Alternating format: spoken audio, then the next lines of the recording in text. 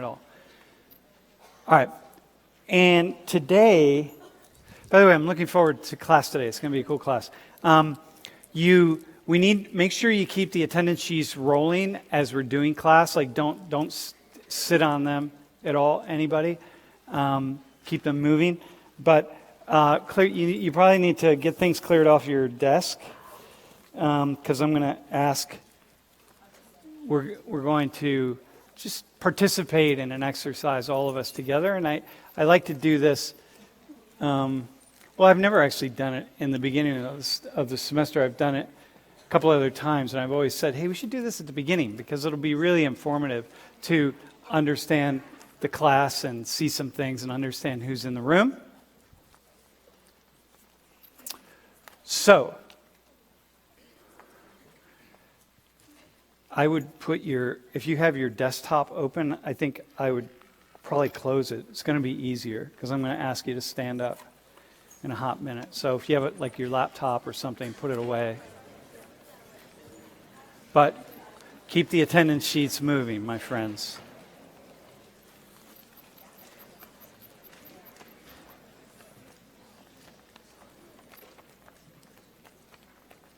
All right. So it's just nice to get an assessment of who's in the room. And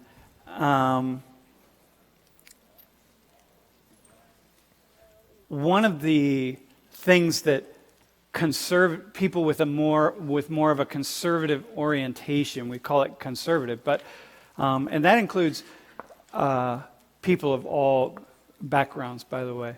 But one of the things that people say, that I hear many people say is, look, the more you talk about issues, the more you talk about problems, the more you really highlight those problems. And the more that we highlight those problems, the more we divide each other. So when we keep talking about race and gender and class and culture, it's important, it's good, it has value to have the conversations because they are demographic factors in people's lives. But the problem with the conversations, having those conversations, is that we also run the risk of really dividing each other in the sense of like thinking that those are the only things that matter. And so when we're always talking about like the fact that somebody's black or brown or Christian or Muslim or white or whatever it is, gay or straight, we run the risk of, or talking about those groups, we run the risk of kind of assessing that those are the only characteristics of those populations. So therefore, what we really need to do is stop talking about this stuff. And if we just stop talking about this stuff, then we would start to see each other for what we really are. And we'd see the humanity in one another. And then we would start to actually, ironically, treat people in a more egalitarian way.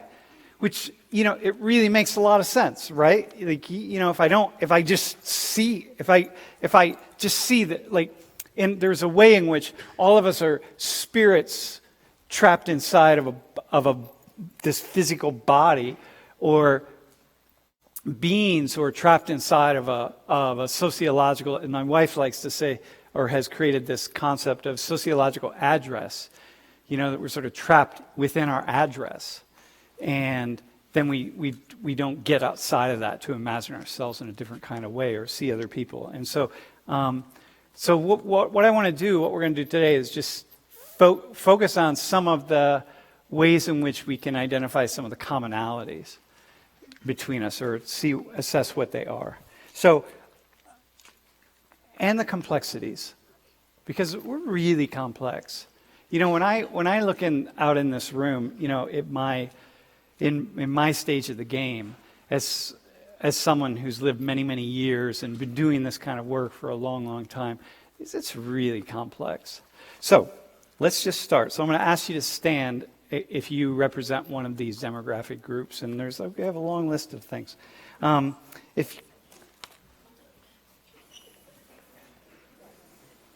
And then we're just going to stand and just see who's in the room. This is the first half of class, okay? So if you have a family, are in a family with an adopted family member, including yourself, stand.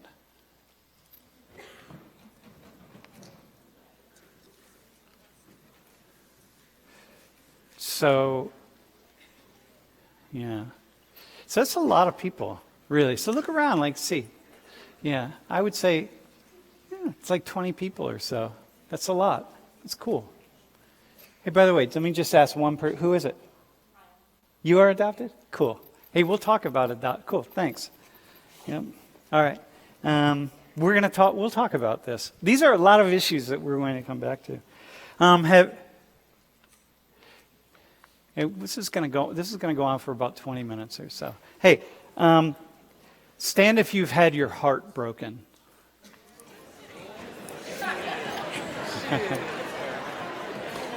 Hey, damn, man. All right, hang on. Yo, hang. You know what? Dude, come on, seriously. Next, I'm actually gonna. That's funny. Just look around the room, man. All people of all backgrounds, all ethnicities, all whatever. Yo, very cool. All right. Think about, y'all. So that's a lot of heartache just in this one room. Next time I'm going to ask the question, stand if you've not had your heart broken. All right. Stand if you've never been to a Penn State football game.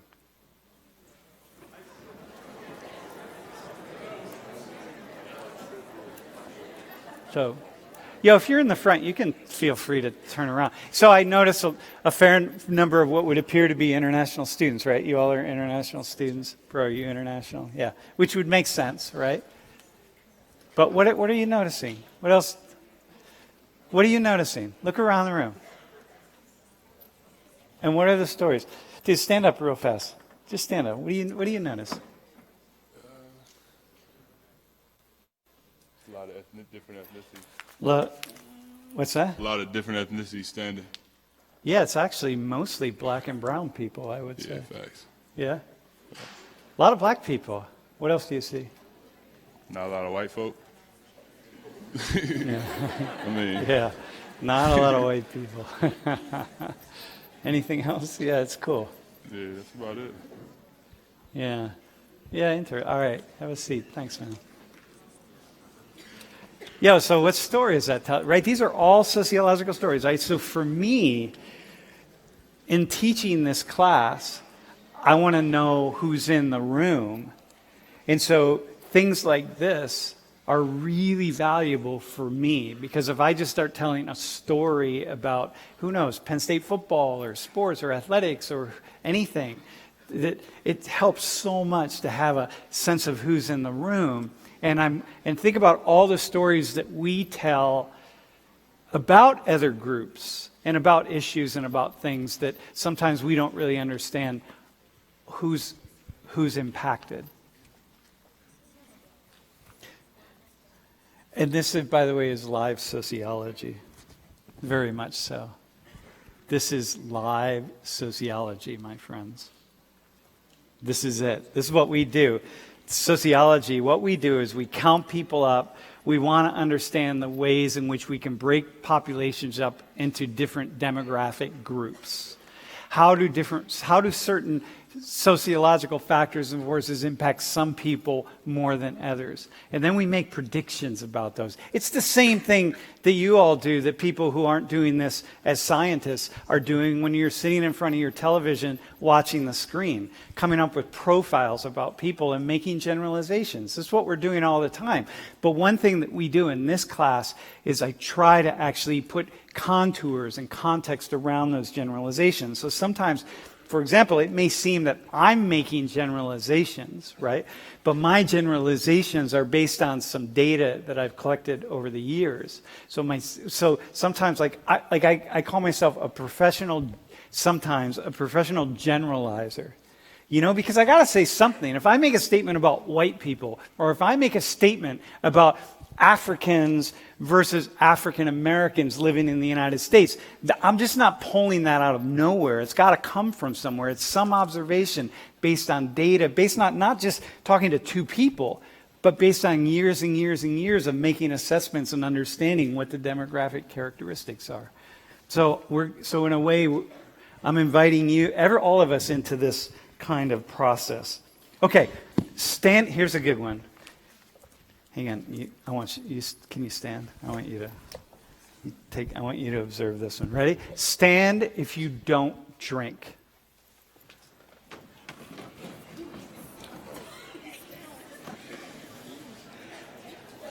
What do you say? Well, actually, I don't have my contacts on right now, so it's kind of hard You see this guy? to see. Yeah. Well, how much can you see?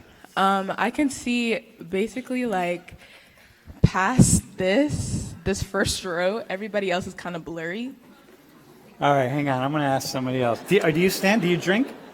Oh, yes. All right, you have a seat. All right, bro, hang on. How about you? What do you see? Can you see? How many fingers am I holding up? We good? 2. Yeah. All right, good. All right. What do you see? Well, I just see a little bit of everybody. Yeah, so. Everybody? Yeah, I see white, black, Asian. Wait, where are the white people? Because I don't. Got one guy in Penn State. Oh yeah, one guy. Yeah, there's the one white guy. 2, 3. There's another 4, couple 5, white 6. guys. Oh, there's a couple. All right, cool. What else? I'm seeing a lot of black and brown people, particularly black people. Do you have anything to say about that? As a black man who doesn't drink? Well, no, not really. I think just everybody's personal opinion. Yeah, personal values or whatever. All right, listen, hang on a second. Come here. Just step down here. Hey, just stay standing for a second. Here, let me walk you through something. My friend, listen. What's your name? Tyler. Tyler? Are you good being on the mic? Are you good? Okay, so listen, Tyler. So this is what I'm doing. It's not chance that there are more white people in this class than black and brown people. Okay, there are a lot of black and brown people compared to most Penn State classes, but nonetheless, there are more white people. It's not chance that at least 3/4 of the people standing are black and brown, and more than half are clearly black. Okay, so when you say no, it's just personal choice, you're not sociologizing. What's it mean that so many black people and brown people are not standing? Like, what does that say? It says something. It's just, what's your hypothesis? You don't have the answer. It's just a hypothesis. I mean, I'm just sticking to what I said. I really just think it's personal opinion, personal choice. So you think it's just chance that this large, disproportionate number of black people and brown people happen to not drink? Yeah. All right. I'm not gonna go there. All right. All right. What's your name? Tyler? Yeah, Tylen. Tylen? Tylen, Tylen. Tylen. All right. Yeah. All right, man. Anybody else got something they would put? Bro, do you have anything? Anyone else got anything? Yeah? Hang on. Bro, well, someone who hasn't you guys spoke. You were up the other day, right? Bro, you can. Anyone else have something? Someone who's not standing? Anyone just have? And look, I don't, just a hypothesis. Do you have a hypothesis? This is what scientists do, right? Do you have a hypothesis? Yeah. Go ahead. I would think it's from like a nurture standpoint. So like the environment, like the black and brown people have grown up in, their morals and their values, and like maybe it plays a part in their religion that they don't want to drink. Mm-hmm. Maybe I'm wrong. Yeah. Yeah. Maybe. There you go. Wait, you're Muslim. Okay, I'm not going to say anything. All right. Your parents might be watching the live stream. All right. Like, for example, these two people, both of you are Muslim, right? Yeah, okay. All right, have a seat. Yeah, thanks. This is just You want to, this is just a curiosity, right? Okay, so how about are not involved in thon? Stand.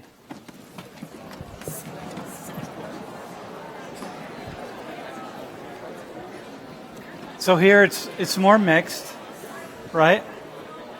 Not involved in thon. It's about half the class.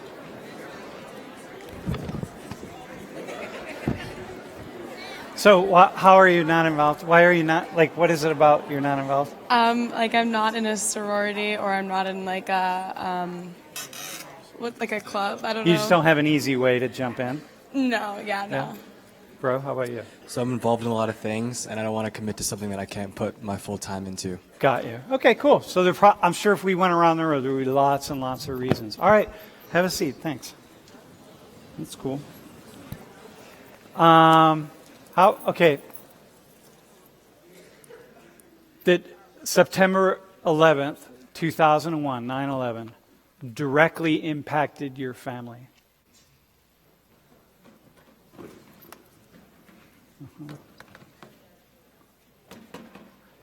Yeah, it's a lot of people. It's a lot of people. Can you say what? My aunt was on one of the floors of the South Tower, and she got out, but it was still scary. Yeah. She was like trapped for a little bit. Okay. How about you? My grandpa was in the towers. He also got out, but it was like really traumatic for him. Yeah, it's like the stories, right, of so many people who were, and they must have known people who died then, right? Yeah, which is big. It's huge. Yeah, okay, thanks, y'all.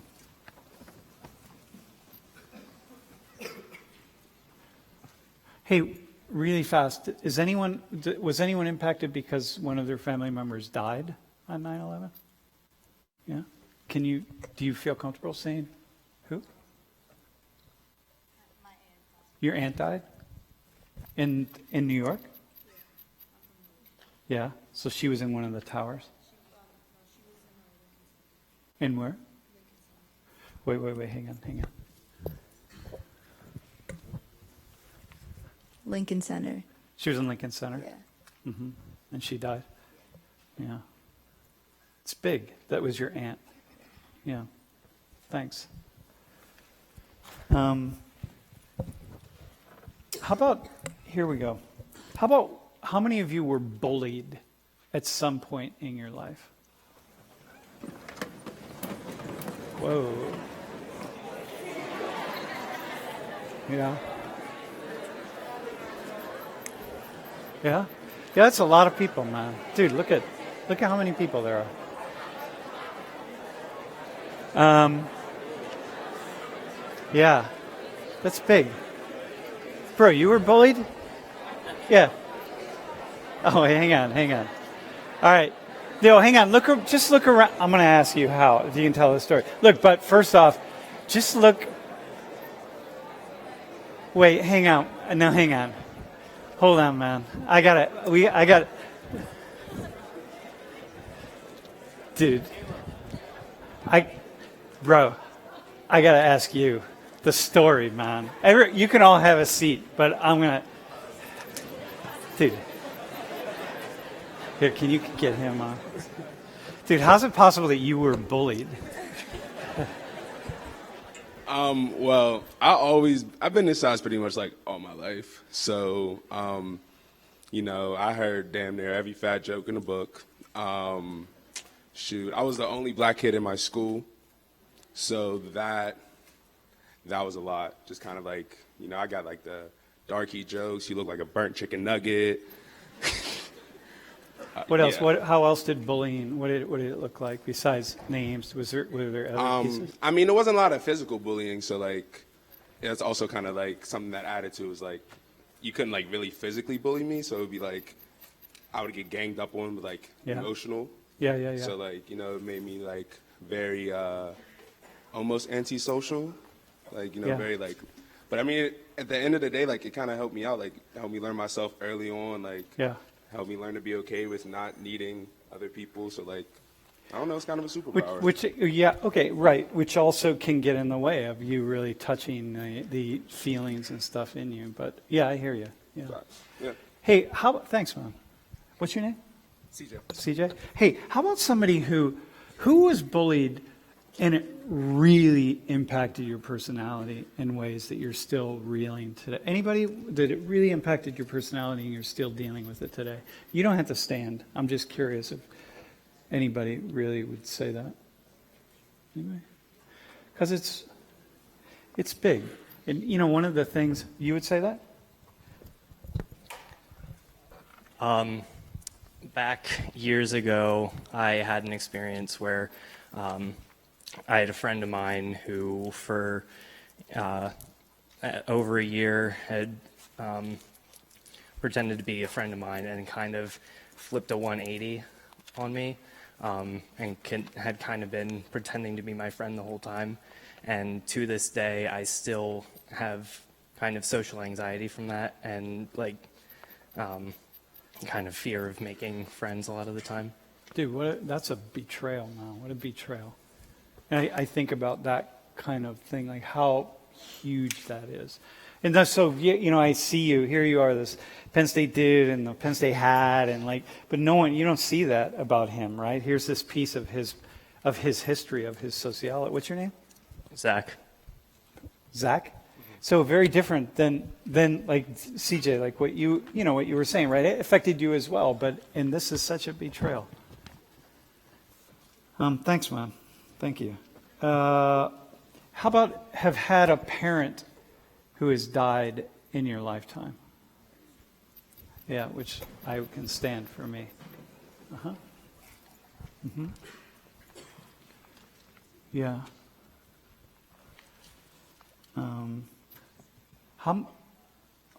There's about 12 of us in here. Okay. Have a seat. Thanks. How about this one, though? How about have a parent or a sibling or a really close, like a grandparent or someone who you're really close to, who is actively dying right now? Uh-huh. How's that? How's it feel? How's that feel to stand? How is that? Do you look around the room, right?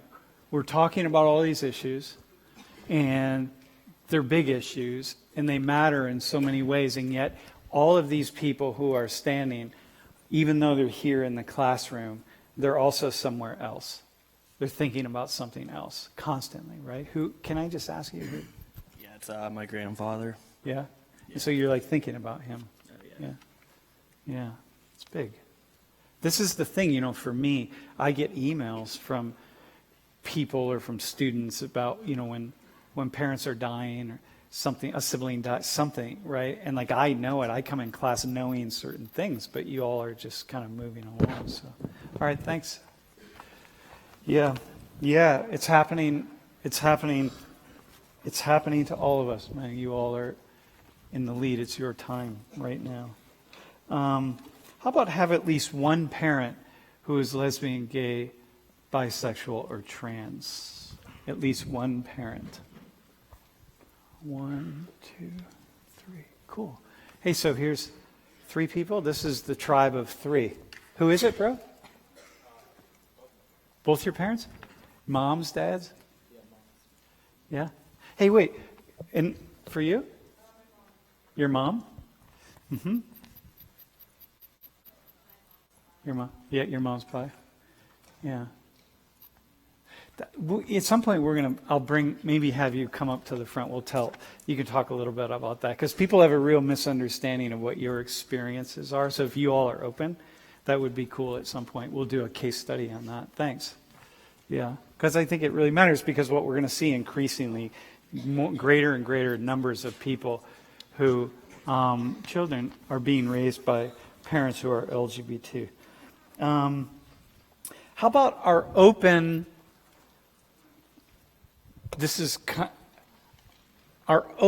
to having a same-sex experience at some point in your lifetime, but are not actively seeking. You're not going to actively seek it, but you would be open to it if it just happened.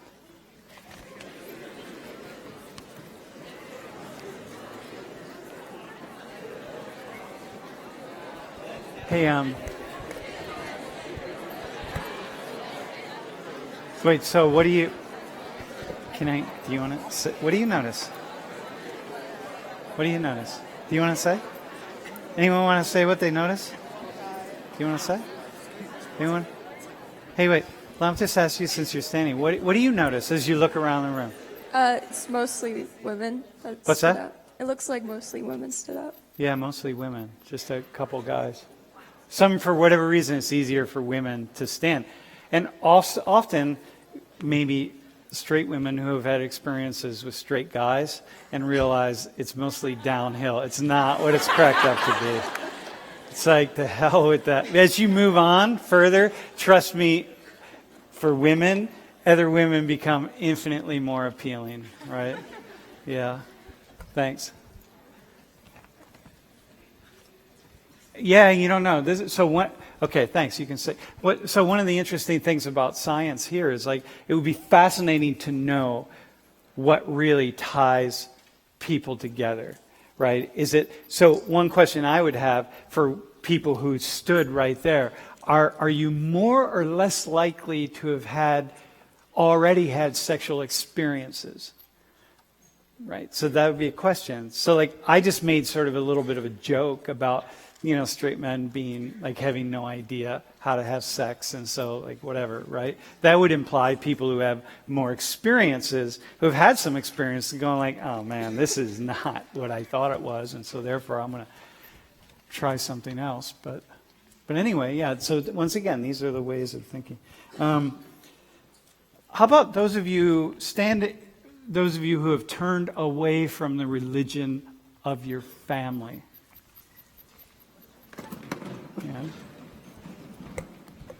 Yeah. It's a lot. It's a lot of people. Yeah.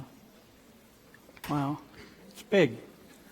And remain standing. Everyone else can sit down, but remain standing if that has caused an immense amount of heartache and struggle in your life. Like maybe been kicked out of the house or something like that. Or just so few people. Wow, that's big. Do what? What? Can I ask you? Sure.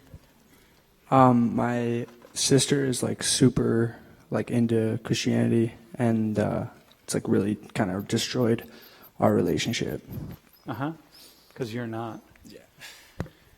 Yeah. Okay. All right. Thanks, man. Thanks. How about those of you? Oh, this is a cool one. Those of you who are currently working 2 or more jobs or work full-time during the semester in order to support yourself. Yeah.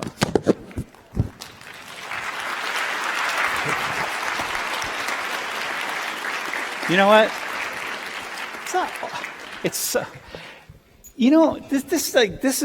This is uplifting, right? You're the first people in the room that got applause, right? That just says something that's pretty cool. Yeah. Thanks. Okay, thanks. Yeah.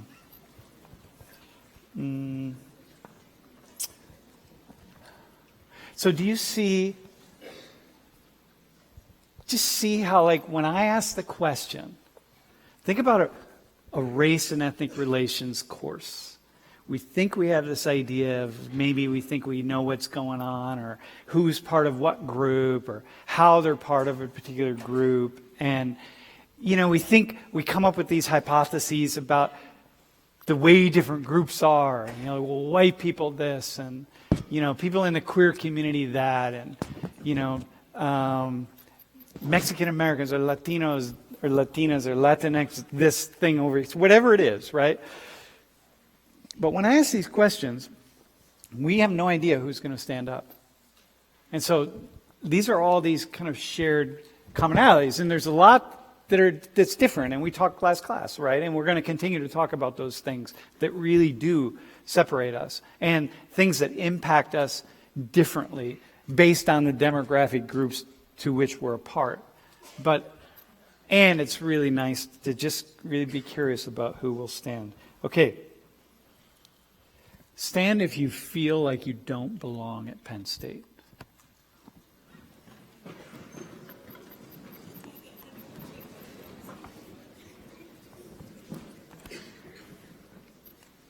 Mm-hmm. Yeah. Why, can you say why, bro? Do you, like, just quickly, like, what is the... Somewhere where it's not gray all the time? Where it's not gray all the time? All right. Do you have... All right, wait. There's like a lot of conformity, and that's not something I really do. Uh-huh. So you feel like there's a lot of conformity here, and that's Very cult-like, yeah. Very cult-like? Yeah. Uh-huh. So you've never been to a football game, I assume? No, I have. Yeah. I mean, I have spirit. I'm just like not about the cult life. Cult spirit? All right. Yeah. Bro, just quickly, what is... Kind of agree with her. It just doesn't fit like where I'm from and stuff. So. Yeah. Yeah. Yeah. It's What's kind that of mean? basic around here a little bit. Yeah. What's that? It's a little basic around here, but. A little basic? What's basic mean? Like, what do you mean? Conformity. All right. Okay, I got you. All right. Thanks, man. Dude, you just conformed to her, by the way. That's how it happens. This is how... I got it. That's why you're... Yeah. That's how quickly it happens. Like, oh, shit. Wait, sorry, bro. Oh, man. Here. All right, man. Have at least one... You can... Yeah, thanks. Have at least one parent who's unemployed currently and looking for work.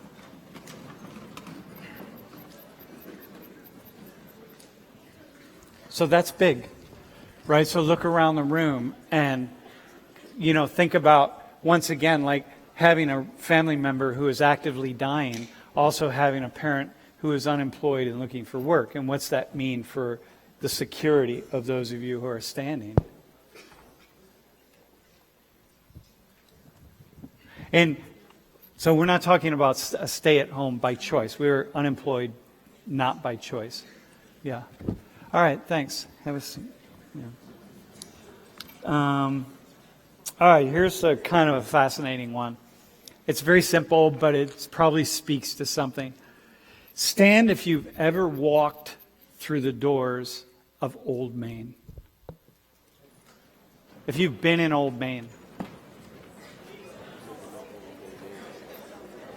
Yeah. All right, you got to just listen, man. It's not that many people standing, maybe like 50 people. There's some really cool frescoes in Old Main. You should just go through those doors sometime. All right. All right. By the way, why were you in Old Main? I took a tour. You took a tour? Yeah. Oh, cool, man. Last week. All right, here we go. How many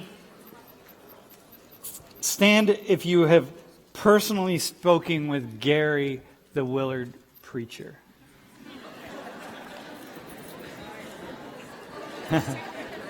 Yeah. All right, wait, hang on, man. Dude. Hang on, I got to go to you, bro. What did you talk about? I don't know if this really counts for me. Yeah. Whenever I see him, I ask him like how he's doing, and like sometimes he's not talking to anyone, and he's just looking kind of sad in the rain. Yeah. See that? You're that and guy. I try to ask him how he's doing. So if you see me, if I'm just standing around in the rain looking really sad, count, you'll. I guess. No, Sorry, it counts totally, dude. Come on, are you kidding me? No, that's awesome. Thanks.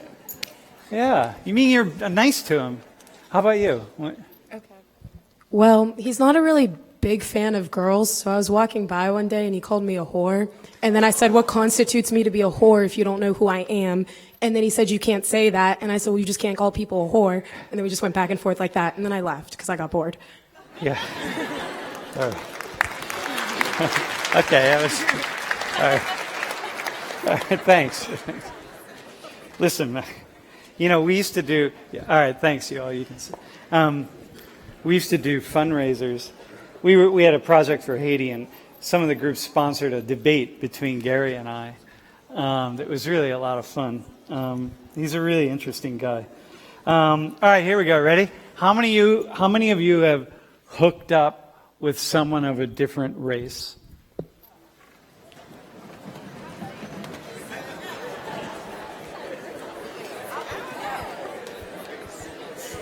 Damn. That's a lot of people. Yeah.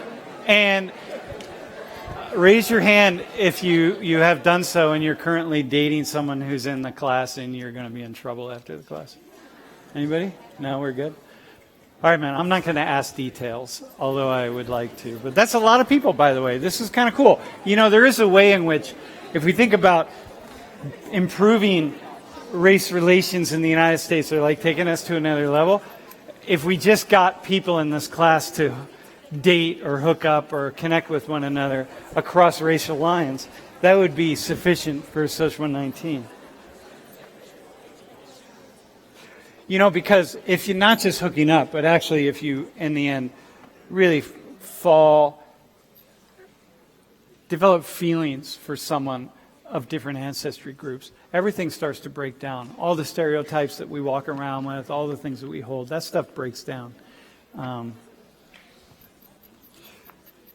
You know, because the issue is that because we start caring about the things that they care about and what happens to them. And so, you know, for example, you're going to meet some people in other countries via the stream, and people will come through class, and suddenly, you know, when you meet, like on Tuesday, hey, is Rashidi?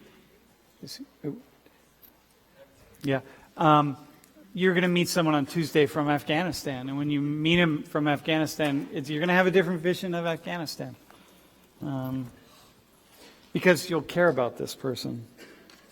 How about stand if you are estranged, meaning disconnected, not really by choice, but just because you just, for many different reasons you had to be, or one reason, but there are lots of possibilities. But if you are estranged from at least one of your parents, you just don't talk to them anymore. Yeah. That's kind of big. So once again, right, look, just see that kind of a random pattern. Okay, thanks. All right. Stand if you, and not because you were having fun in bed, but stand if you've ever been in handcuffs.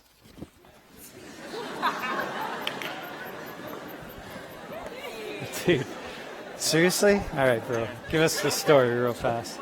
I got called a fake ID buying beer, and I lied on a federal document. And there was a THC card in my friend's backpack, so we got cuffed. It was tight. All right. Do you have a good story? Anyone have a good story? Do you have a good story? Anyone have a really good story? Is yours? Hey, by the way, also, it's not, there's also a lot of pain potentially around this. This is not just like, hey, I got caught drinking beer. There are a lot of other things, which is not, that's not to diminish that, by the way, bro. So my best friends and I were on our way to vacation, and we were smoking weed in the car, and we got pulled over for speeding, and we got arrested. Fingerprints and everything. For weed? Yeah. You had to give them your fingerprints? Mugshots. We were in this holding cell for 4 hours. Yeah. It was pretty fun because my girl best friend and I. Because you were stoned? Because we were stoned, and me and my best friend, we were together in the holding cell, so we were literally just in there singing, and yeah. All right. It was great.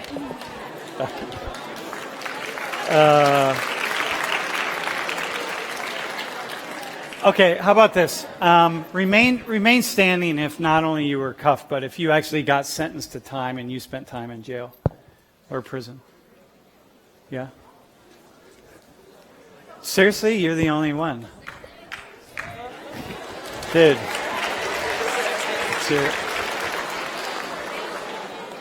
Do you mind telling it?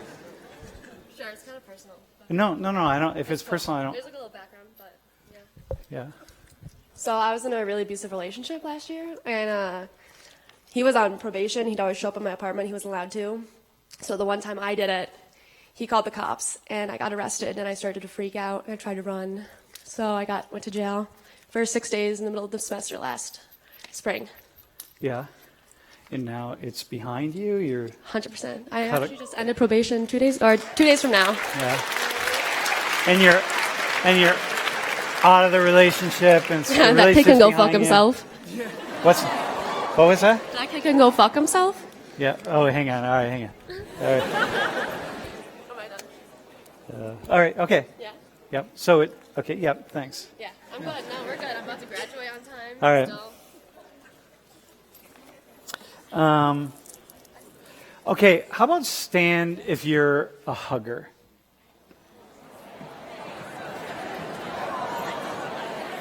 Dude. Wait, hang on. Bro. Yo, hang on. Look at all, bro.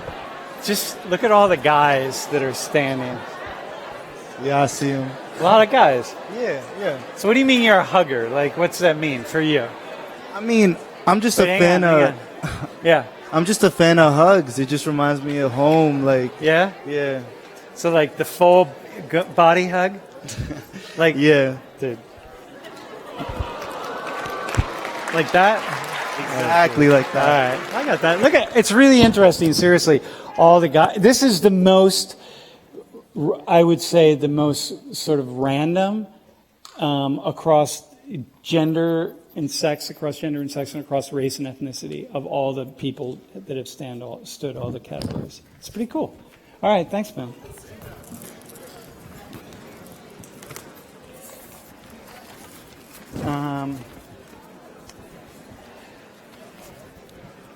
Hey, I think we're gonna. Let's do. I want to go in a different direction now. No, this is going to be equally as cool, by the way. What I would like to do is I need. So, well, I'd like if we could have 5 volunteers. However, it would be nice if we could have 5 volunteers. And I would invite 5 people to come up. And if you are, what we'd like to have 5 people who haven't come up before and 5 international students who could just sit on the table and answer some questions. Okay. Just 5 international students.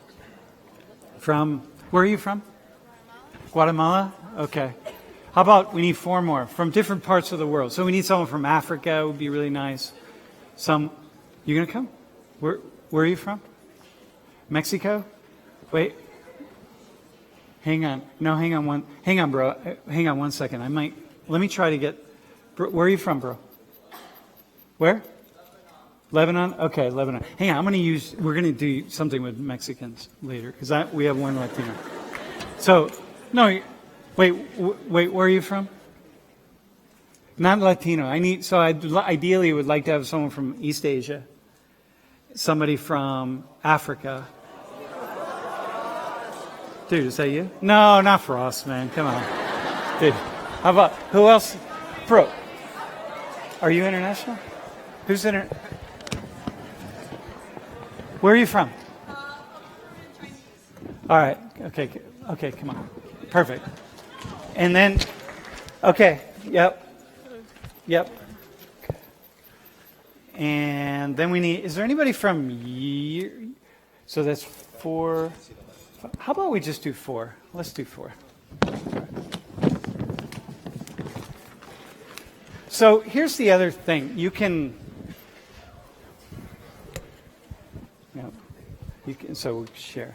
Okay, so let's start. What's your name and where are you from and the standard stuff. I'm Paulina. I'm from Guatemala. I'm a supply chain major. We're in Guatemala. La Ciudad? Yeah, La Ciudad. Okay. I'm Paulina. Yeah. Okay. I'm Jad, born in Lebanon but lived in Nigeria my whole life. Born in Lebanon, live in Nigeria. Okay.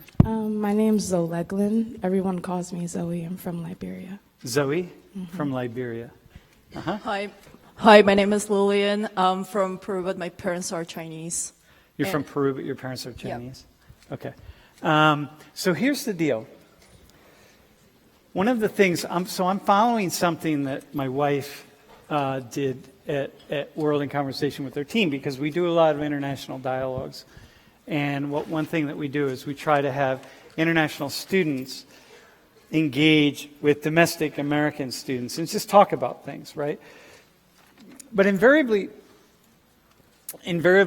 what happens is we start talking about the nation, the fact that, tell us all about Liberia, right? Or tell us all about Peru, or tell us all about Lebanon or Guatemala. And that we miss out on really the things that build these interesting connections for interesting conversations. Okay? So standing in this room, so when we did the earlier exercise and I'm saying, hey, some people stand if, you have a parent who is dying, actively dying. And you start seeing, it's just random. So there were lots of how many of you are international, by the way? Just stand if you're an international student. Okay. So lots of international students, right? So you all are representing. Okay, thanks you all. Thanks. So I just want to have a conversation, and then you all can answer maybe you can answer some questions. And so what do your parents do for work? Anybody? You all won't answer each question, but just like anybody, what do they? My dad's a professor. He works at Drexel, and my mom's a nurse. She works at Lincoln. So your dad's a professor at Drexel, and you're an international student. Yep. Okay. Well, I don't live there right now, but I'm from there. Yeah. Okay. My parents would run businesses in Peru. What is that? My parents own a business in Peru. They own a business? What kind of business? They own restaurants. Restaurants? Yep. And where in Lima or? Yeah, in Lima. How many restaurants? They have 2 currently. What kind of restaurants?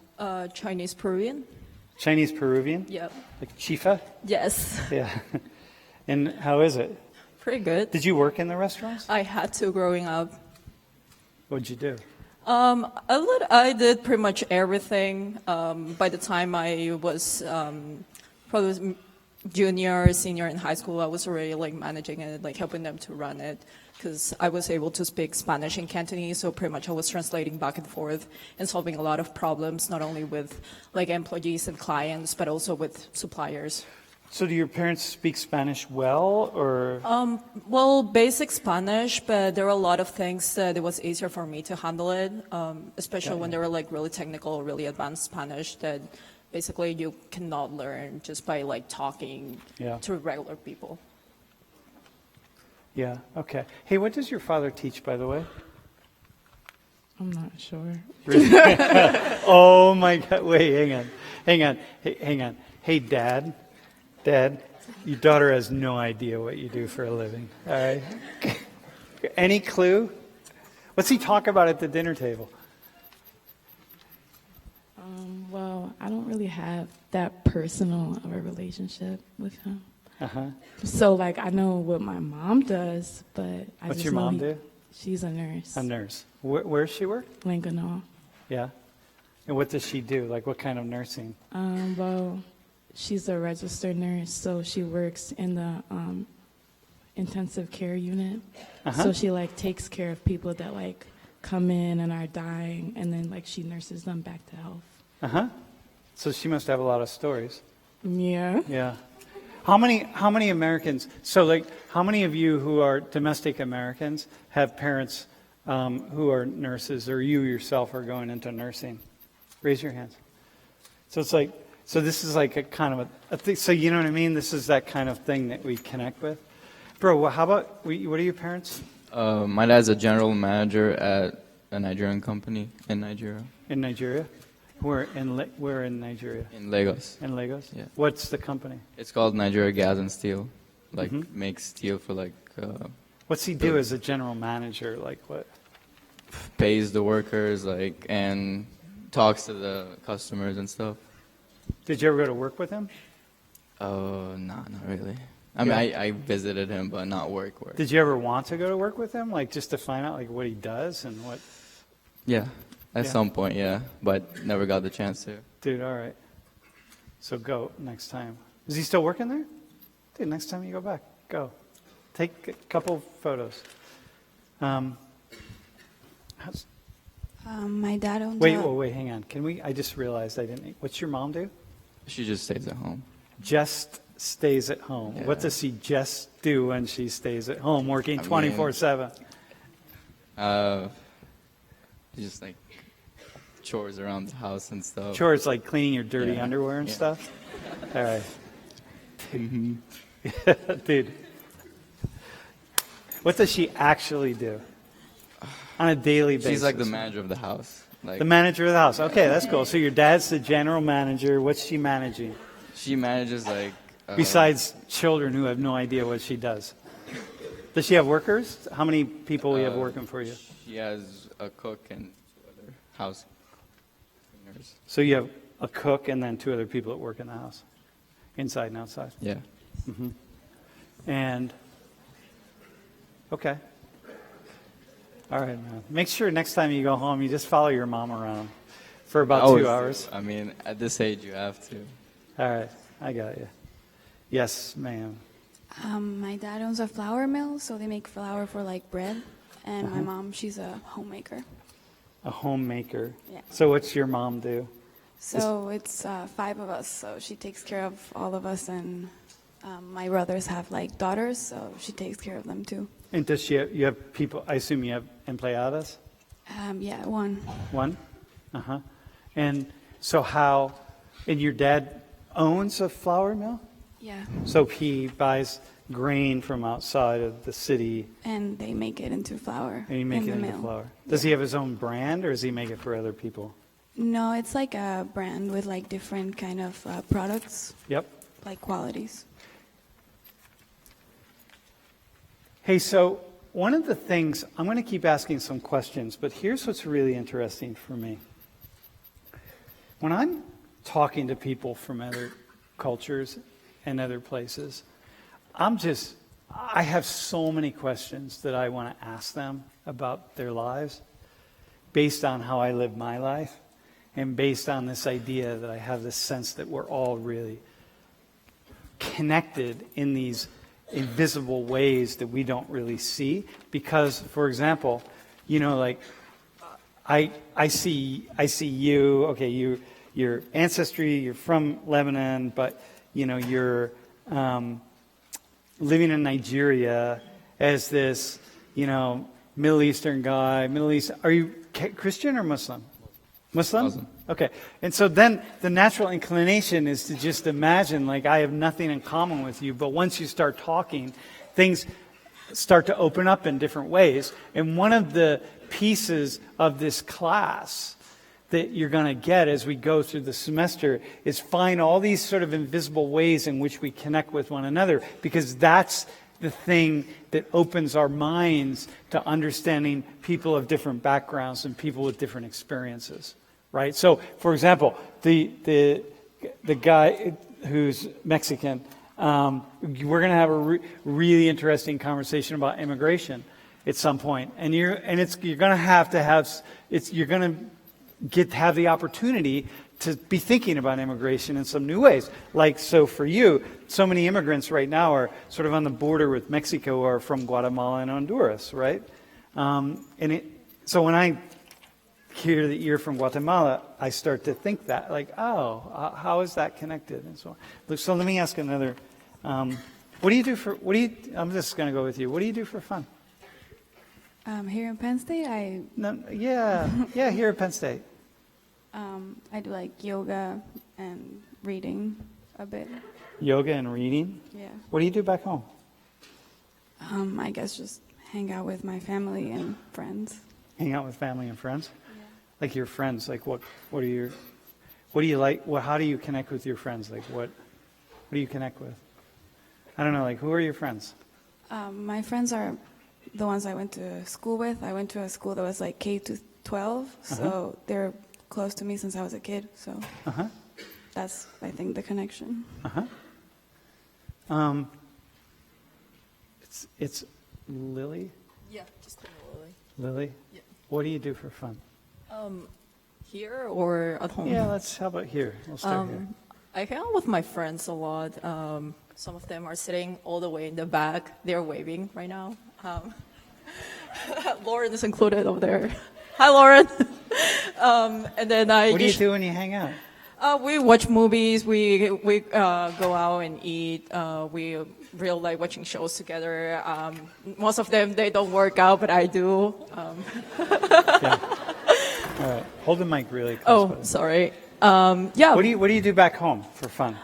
So same as what's your name? Sorry. Pauline. Pauline. I went through a school that went from K to 12 as well, and so like a lot of my friends, we were really close since we were kids. And usually when we're back at home, we just drive to other places like outside Lima, and we do a lot of hiking, that sorts of things. Cool. Yep. Do you play video games? No, I don't. I used to, not anymore. Yeah. All right. How about you? What do you do for fun? What do you do with your mom for fun? Well, here and there we'll probably like go out to a restaurant and eat. But it's Wait, like, what will you do? Go out to eat? Yeah, go out to eat. But like she's really busy, and then like I'm only home for a break, so it's just like we don't really hang out like that. Who do you hang out with? My friends. Yeah, what do you do? We'll probably go out or just like hang out, watch Netflix, stuff like that. Yeah. What do you do up here? Well, I'm on a step team. I'm in a lot Step of different... team? Okay, what's a step team? Or tell the class what a step team is. Okay, so step is basically like a form of dancing, and it's really prevalent in African American culture. Are there any members of your step team here in class? Could you demonstrate it for us? Come on, man. You could take your jacket off. You got the shoes on? Maybe next class. No, it can't be next class, no. How about just, all right, we'll call you up. You can demonstrate at some point. Bro, what do you wish you could do better? I could do better? Yeah. As in like, what's something you wish you were better at? So, mind you, right? So here's this person. Listen to this, right? Here's this guy. What's your name again? Judd. What? J-A-D. Judd. Judd. So here's Judd. How'd I do? Judd? Yeah. It almost has like a little bit of a... Yeah. Yeah. So here's Judd. Better? Yeah. All right. Kind of. And here's this guy, family from Lebanon, lives in Nigeria. So what do you think you're going to ask him? How about this question? What do you wish you could do better? And when you start doing these dialogues with people on the screen in another culture, it's really fascinating to not just be like, so, it's cool, like, what's it like to be in Iraq, right? What's it like to be, but how about just, what do you wish you could do better? I think, like, educationally wise, like... Anything at all, man. Anything at all. The world is your oyster, my friend. Answer that question any way you want. What do you think your dad wishes you could do better?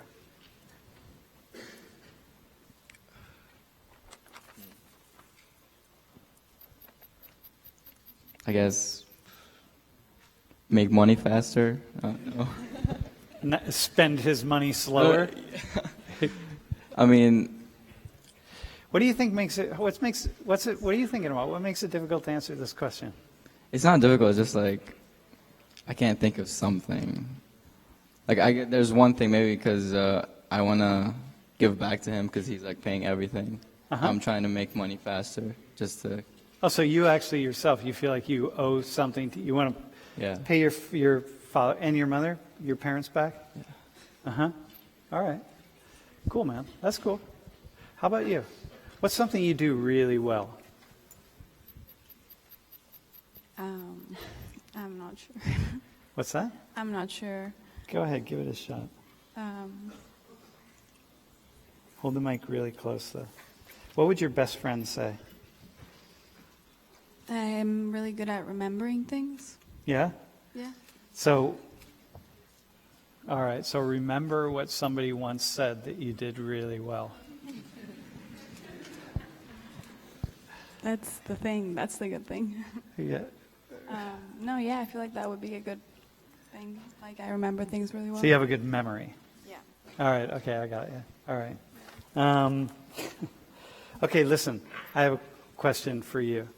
If you weren't in school, if you weren't here, where's the place you'd... If someone just said, hey, we're cutting you loose for 3 months, where's the place you'd really, really want to be?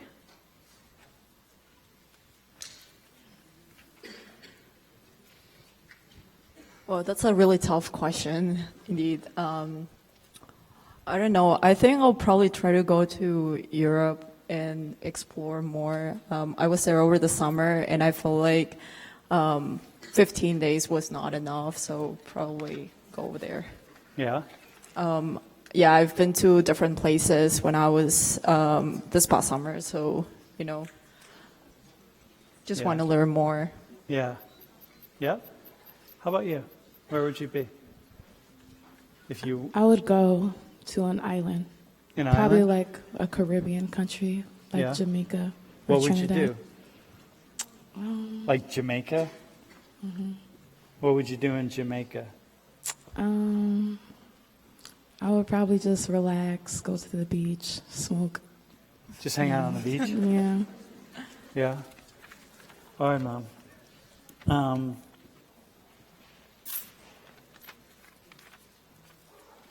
So one thing that's really, really, that's on my mind right now is that if I brought people up, just randomly brought people up and had them start talking. So once again, hang on, I'm actually going to back up really fast. One of the things for me that gets in the way of relationships that I have with people is because over the course of my life, I spend so much time sociologizing and learning about different groups, different people, and different experiences, and making connections with those experiences, and learning about different cultures and just different ways in which people are. And sometimes when I meet somebody, it can get in the way of me immediately just seeing them for who they are, right? Just exactly as the individuals they are.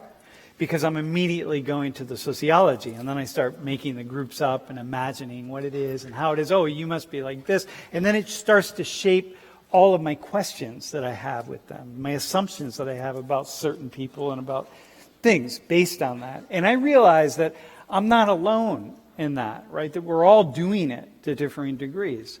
And so there's a way in which what we've done right here, just in this very simple way of saying, hey, wait, get away from immediately starting with what we imagine to be true. And imagine starting with, we don't know anything. That we're really not speaking to the culture, we're not speaking to the nationality, we're not talking to your, whether you do or don't have a Liberian passport, we're not talking about your, how well you speak or don't speak Mandarin or Cantonese or Spanish or whatever, right? So we're actually going to just break that down and start seeing the individual as the person. So we're going to go back, bro, to what you said about like people just are making random decisions and random choices. And it's like, well, we're not, and yet we are sometimes, right? And so it's really, all I'm doing right here in this very simple way is just demonstrating the kinds of ways that we could ask questions to get beyond what we imagine to be sometimes, or what really are the obstacles that get in the way. And not just me as the sociologist, but in some ways all of us. Oh, you're international. Oh, so therefore what? Right? So,